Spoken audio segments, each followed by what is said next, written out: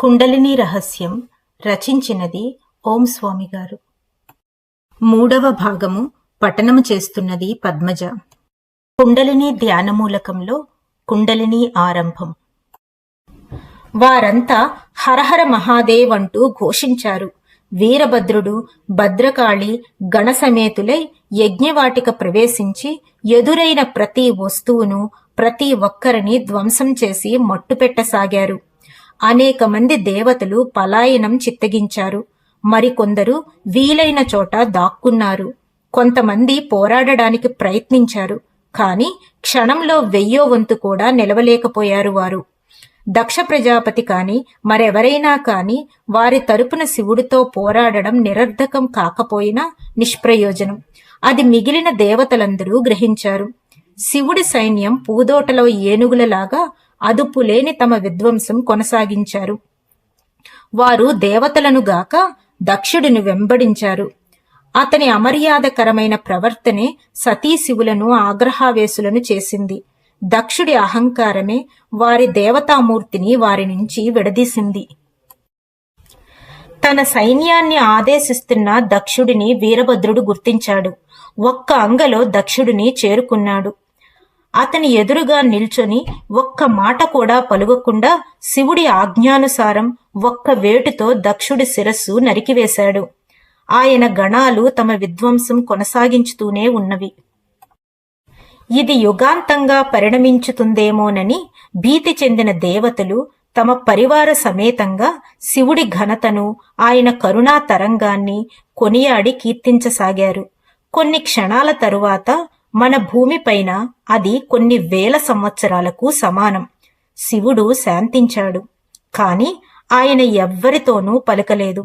వీరభద్రుడు, భద్రకాళి, ఇతర దేవేరులు, గణాలు తిరిగి శివుడిలో లీనమైపోయినారు.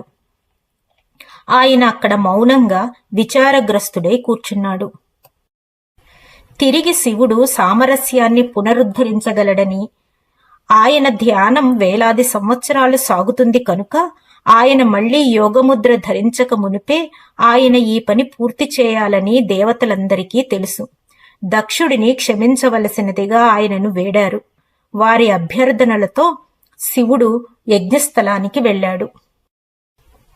అంతా రక్తస్థితమైన రణరంగం. అసంఖ్యాకమైన దేవతలు, వారి పరివారం, గుర్రాలు, ఏనుగులు చచ్చిపడి ఉన్నాయి. మహారాణి ప్రసూతి శివుడి పాదాల మీద పడి తన భర్తకు ప్రాణదానం చేయమని బతిమిలాడింది. ఆమె సతీదేవి తల్లి కనుక శివుడు ఆమెను లేవదీశాడు. ఆయన పరికించి చూచి దక్షుడి తల నలిగి చిన్నాభిన్నమైపోయిందని తెలుసుకున్నాడు. వీరభద్రుడు దానిని అణగదొక్కాడు. పక్కన పడి ఉన్న కిరీటం ఒక్కటే అది దక్షుడి తల అనడానికి ఆనవాలు. శివుడు బలి అయిన ఒక మేకతలను తీసి దక్షుడి దేహానికి అతికించాడు. దక్షుడికి ప్రాణం పోశాడు. శివుడు తన దేహాన్ని చేతితో రుద్ది చేతికి అంటుకున్న భస్మాన్ని గాలిలోకి ఊదాడు. విగత జీవులందరూ పునర్జీవితులైనారు. ఒక్క సతీదేవి తప్ప. సర్వజ్ఞుడైన శివుడితో వాదించి తన పతివ్రతా ధర్మాన్ని భంగపరిచింది కనుక ఆమె తిరిగి ఆయన పట్ల అతి పవిత్రంగా ఉండగోరుతుందని శివుడికి తెలుసు. సతీ పార్వతిగా జన్మించి తన దేవేరిగా ఉండడానికి తపస్సు చేయబోతుంది. అందుకు కొన్ని 1000 సంవత్సరాలు పడుతుందని ఆయనకు తెలుసు. శివుడు కైలాసానికి వెళ్లి తిరిగి యోగముద్రలో ఆసీనుడైనాడు. ధ్యానంలో మునిగిపోయి ధ్యానావస్థలో ఆయన తన్మయుడైపోయినాడు.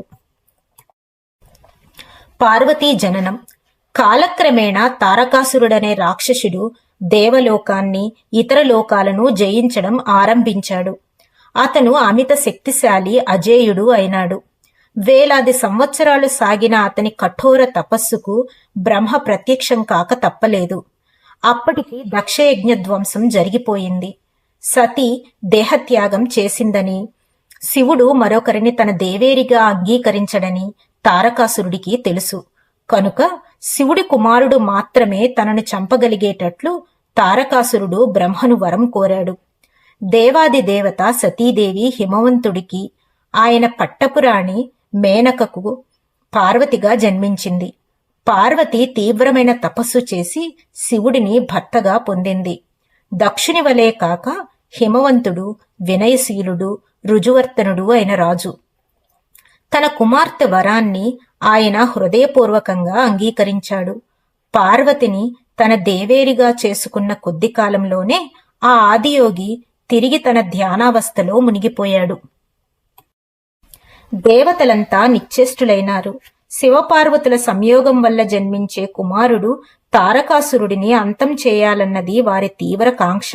కాని శివుడిని ధ్యానంలో నుంచి మేల్కొల్పగలిగిన వారెవరు? వారు పార్వతి ఎదుట మోకరెళ్లి శివుడిని ధ్యానం నుంచి మేలుకొల్పి సామాన్య చైతన్యంలోనికి తీసుకుని రావలసిందిగా వేడుకొన్నారు. వారి ప్రార్థనకు కారణం తెలుసుకున్న పార్వతి సంభోగం కొరకు ఏ పతివ్రత తన పతి ధ్యానభంగం చేయబోదని సిగ్గుపడుతూ చెప్పింది. అంతేగాక అది సమంజసం అని తలిచితే శివుడు ఆ పని ఏనాడో చేసి ఉండేవాడని ఆమెకు తెలుసు. ఆయనను ప్రార్థించండి అని ఆమె చెప్పింది. మీ విజయానికి అవసరమైన ఆలోచన ఆయనే ప్రసాదిస్తారు అంది. దేవతలు ఆమె సలహాను పాటించారు. కొంతకాలానికి వారికి ఒక ఆలోచన కలిగింది. వారు ప్రేమదేవుడు మన్మధుడిని శివుడి మీదికి పంపారు. శివుడిలో మన్మథ వికారం కలిగించే ప్రయత్నంలో మన్మధుడు తన పంచబాణాలను శివుడిపైన ప్రయోగించాడు. ఆ బాణాలు తగలగానే శివుడికి విపరీతమైన ఆగ్రహం కలిగింది. ఆయన తన 3వ కన్ను తెరిచి మన్మధుడిని బూడిద చేశాడు. హఠాత్తుగా ప్రపంచమంతా నిర్జనము, దుఃఖభాజనము అయ్యింది. ప్రేమ ఎండి శుష్కించిపోయింది. ఏ పురుషుడు స్త్రీని తాకడానికి గాని, స్త్రీని పురుషుడు తాకటానికి గాని కోరుకోలేదు. పక్షులలోనూ జంతువులలోనూ గర్భధారణ ఆగిపోయింది. మన్మధుడు లేని ప్రపంచంలో కోరిక చచ్చిపోయింది. రతీదేవితో పాటు దేవతలందరూ శివుడిని సమీపించి మన్మధుడి భౌతిక రూపాన్ని తిరిగి ప్రసాదించమని ప్రార్థించారు. కాని మన్మధుడు భస్మమైపోయాడు. ఇప్పుడు మన్మధుడిని తిరిగి తీసుకురావటం సాధ్యం కాదు కనుక అతను సకల జీవులలోనూ అనంగుడిగా అంటే రూపరహితుడుగా కోరికను సజీవంగా ఉంచటానికి జీవించుతాడని వరమిచ్చాడు. బూడిద కుప్పపై కనీసం ఒక్కసారి యోగ దృష్టి సారించమని రతీదేవి శివుడిని బతిమిలాడింది. శివుడి కటాక్ష వీక్షణం మన్మధుడికి విముక్తిని కలిగించుతుందని ఆమె ఆశ. శివుడు సందేహించాడు. కాని రతి పట్టు వదలకపోయేసరికి ఆయన ఆ బూడిద కుప్ప వైపు యోగ దృష్టిని సారించటానికి ఒప్పుకున్నాడు. ఆయన ఆ పని చేసిన మరుక్షణం ఆ బూడిదలో నుంచి ఒక ఆకారం పైకి లేచింది. అది బండాసురుడనే మరొక రాక్షసుడు. శోణితపురం అతని నివాసం.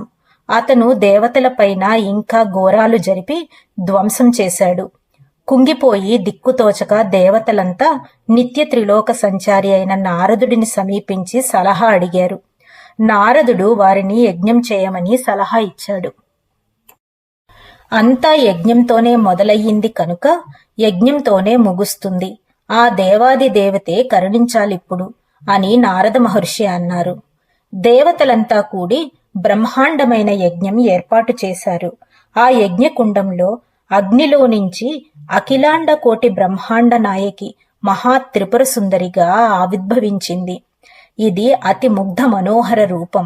మెరిసిపోయే ఛాయ, 4 చేతులు, పరిమిళ భరిత, సాహసోపేత, సర్వాంగ సుందరి. సుసంపన్న కరుణామూర్తి అయిన ఆమె మన్మధుడి పంచబాణాలు, మూలుకొల, బాణాలు, ధనస్సు ధరించి ఉన్నది. ఆమెను ఎలా ప్రసన్నం చేసుకోవాలో దేవతలకు అంతుపట్టలేదు. తమ అజ్ఞానానికి మన్నింపు వేడి దేవతలంతా ఆమెను ఎలా కీర్తించాలో ఆహ్వానించాలో తెలుపమని ఆమెనే వేడారు. దివ్యమాత వాగ్దేవులనబడే తన 8 శక్తులను ప్రేరేపించింది. వారు భద్రకాళి ఉద్భవించినప్పుడు ఆవిర్భవించిన వారే. దేవి యొక్క వివిధ అంశాలకు వారే సాక్షులు. వాగ్దేవులు సర్వోత్కృష్ట అయిన దేవిని ఆమె 1000 నామాలతో పిలిచి ఆమె ఘనతను కీర్తించసాగారు. అవే లలితా సహస్రనామాలు. వారు అత్యంత ఆదరంతో శ్రావ్యంగా ఓం శ్రీమాతా శ్రీ మహారాజ్ఞి శ్రీమత్ సింహాసనేశ్వరి చిదగ్నికుండ సంభూత దేవ కార్య సముద్యత. లలితా సహస్రనామం మొదటి పాదం నుంచి ఇది స్వీకరించబడినది. ఓ దేవి, పవిత్ర మాత, నీవే నిత్యమైన దైవానివి. నీ శరణు వేడుతాం. సింహాసనం అలంకరించిన నీవే లోకాలన్నిటికీ సామ్రాజ్ఞివి.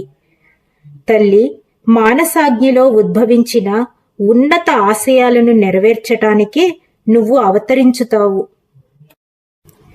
వాగ్దేవులు దేవీ కీర్తిని స్తుతించసాగారు. ఇక్కడే ఈ లలితా సహస్రనామంలోనే మొట్టమొదటిసారిగా కుండలిని చక్ర ప్రస్తావన జరిగింది. అన్ని శాస్త్రాలు, భాష్యాలు, సంహితలకు పూర్వమే దేవి యొక్క రూపరహిత ఆదిమ శక్తిగా, ఆది అంశగా పేర్కొనబడినది ఇక్కడే. నా పదాలను పుప్పొడిలాగా ఎక్కడంటే అక్కడ వెదజల్లను. నా వాక్యాలు నిరర్ధకమైన కలుపు మొక్కలలాగా పెరగవు. కుండలిని నేపథ్య గాథను మీకు తెలియజెప్పడానికి నేను చాలా జాగ్రత్తగా, అప్రమత్తతతో, చేతనామయంగా ఎంచుకున్నాను. చక్ర సాధన రహస్యం దక్షయజ్ఞానికి, దేవి ఆవిర్భావానికి నడుమనే ఇమిడి ఉన్నది. చక్రాల గురించి నేను తరచి చూడని గ్రంథం లేదు. వాటన్నిటిలోనూ ఆచరణీయ అంశాలు, రహస్యాంశాలు కొరవడినాయంటే ఆశ్చర్యమేమీ లేదు. మీ ఆసక్తి కేవలం సిద్ధాంతాలకే పరిమితమైతే ఆ పుస్తకాలు చదివితే మీకు ప్రయోజనం కలగవచ్చు. సిద్ధాంతపూర్వక జ్ఞానం, సమకాలీన గ్రంథాలను తోసి కేవలం లలితా సహస్రనామ ఆధారంగా చేసుకుని నేను ఈ సంహితను రూపొందించాను.